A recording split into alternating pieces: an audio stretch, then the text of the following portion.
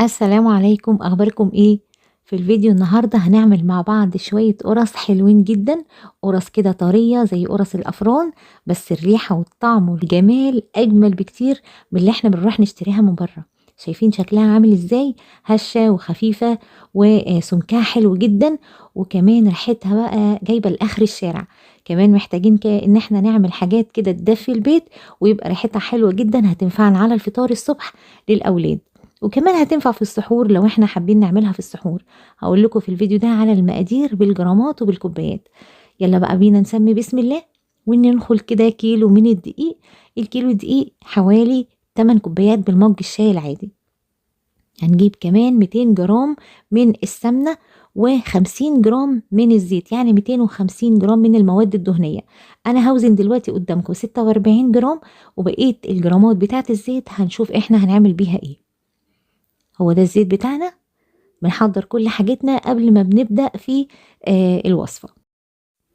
هنجيب حليب حوالي نص لتر، يعني 500 ملي من الحليب، والحليب بتاعنا ده يكون عادي بدرجة حرارة المطبخ.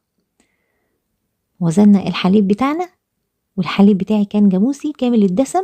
هنركنه على جنب دلوقتي ونشوف هنعمل ايه.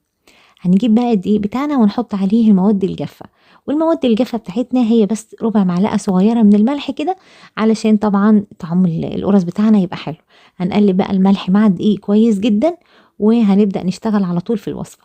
المقادير بتاعتها بسيطة زي ما انتوا شفتوا، وكمان تحضيرها ما بياخدش مننا اي وقت. هنحط دلوقتي ايه 200 جرام من السمنة، وتقدروا تستعملوا سمنة بلدي او اي نوع سمنة متوفر عندكم.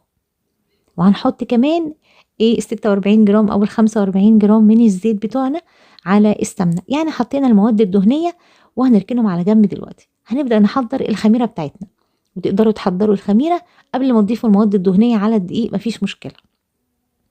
جبت دلوقتي نص كوبايه من السكر. نص كوبايه السكر دول حوالي 100 جرام من السكر. هحطهم دلوقتي في كوبايه، وتكون كوبايه كبيره شويه، وحطيت عليها معلقه كبيره مليانه من الخميره الجافه. هحط عليها كمان نص كوبايه من الميه، والميه دي كده تكون دافيه. حطينا الميه على السكر والخميره علشان الخميره بتاعتنا كده تشتغل قبل ما نبدا في اي حاجه، لان لازم نعمل اختبار للخميره بتاعتنا، ولو احنا شغالين بيها على طول برضو المفروض نعمل لها اختبار. قلبتهم كده كويس لحد ما السكر بتاعي داب، وغطيتهم وسبتهم كده على جنب. هسيبهم قد ايه؟ حوالي 10 دقايق كده، لحد بس بقى المواد الدهنية مع الدقيق كويس جدا.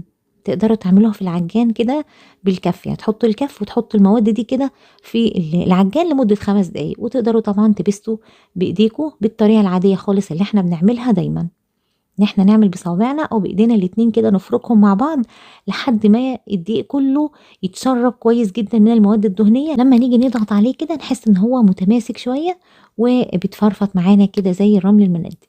انا عملت بقى حفره كده في النص، وهبدا احط الخميره بتاعتي اللي اشتغلت كويس واتاكدت ان هي شغاله. وهقلب كده السكر كويس جدا من تحت، وهنزل بالحليب بتاعي على 3 دفعات.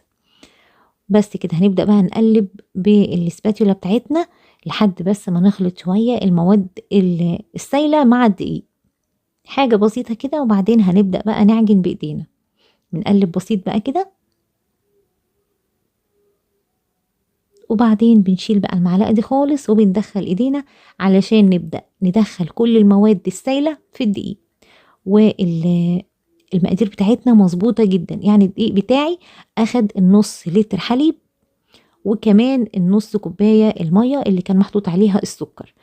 لكن عندكم انتوا حطوا الحليب بتاعكم بالتدريج. احنا بننزل بالحليب بتاعنا مع العجن شوية بشوية، لكن في الوقت ده اهم حاجة ان انتوا تدفوا الحليب بتاعكم.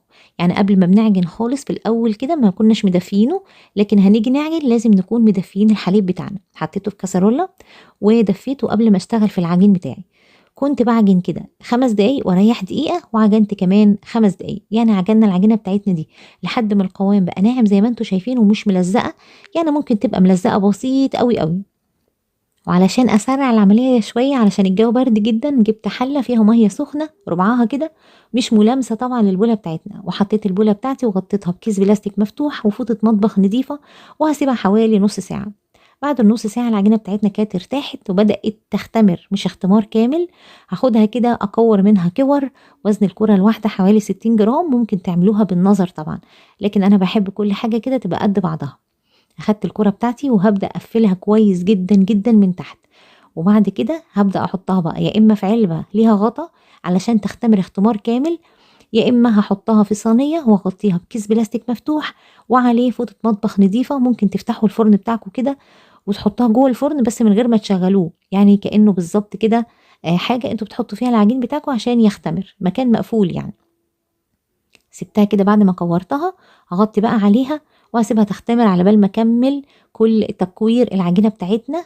زي ما قلت لكم وزن الكوره الواحده 60 جرام، الوزن ده مثالي جدا جدا. بعد بقى ما خلصنا كل التكوير هنبدا نفرد في القرص بتاعتنا، وكمان هنسيبها تختمر تاني. يعني مجرد انا ما خلصت تكوير كل العجينه شغاله لوحدي، كان عدى تقريبا من الوقت تلت ساعه. هاخد بقى كده اول حاجة انا عملتها، اول علبة عملتها من الكور دي، وهبدأ افردها على سطح الرخامة كده. هنبدأ نحط الكورة ونبدأ نضغط عليها، طالما ارتاحت معانا كويس هتتدور معانا وتاخد شكل التدويرة دي. والسمك زي ما انتوا شايفين مش سميكة قوي وكمان مش رفيعة، هي كمان لما تختمر هتاخد شوية سماكة كده.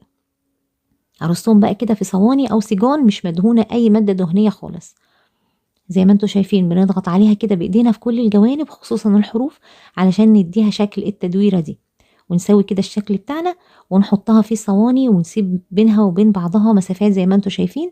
هسيبها بقى كده تختمر اختمار كامل، سبتها حوالي 40 دقيقة، ممكن تاخد معاكم كمان ساعة. اختمرت معايا كويس وارتفعت زي ما شفتوا. تعالوا بقى نسوي واقول لكم على التكات المهمة جدا. الفرن بتاعنا بيكون شغال قبلها ب10 دقايق، ده الفرن الغاز ابو انبوبة، الفرن اللي هو الفلاحي يعني، وده احسن فرن لتسوية المعجنات عموما. حطيت الصاج بتاعي على صاجة الفرن، وكان الفرن زي ما انتوا شايفين مش عالي ولا واطي، لكن متشغل من قبلها بوقت علشان يبقى سخن جدا جدا. دير الصاج كل 5 دقايق كده لحد ما اخد لون ذهبي حلو من تحت. رحت حاطه صينية مقلوبة علشان ارفع الصاج بتاعي بعد مرور حوالي مثلا 10 دقايق، علشان القرص بتاعتي ما تتلسعش وتتحرق من تحت ولسه ما اخدتش لون حلو من فوق. انا برفعها على صينيه مقلوبه. هتاخد معايا في الفرن ده حوالي 13 ل 14 او اقل من كده كمان، لكن في فرن البوتاجاز هتاخد معايا حوالي 20 دقيقه.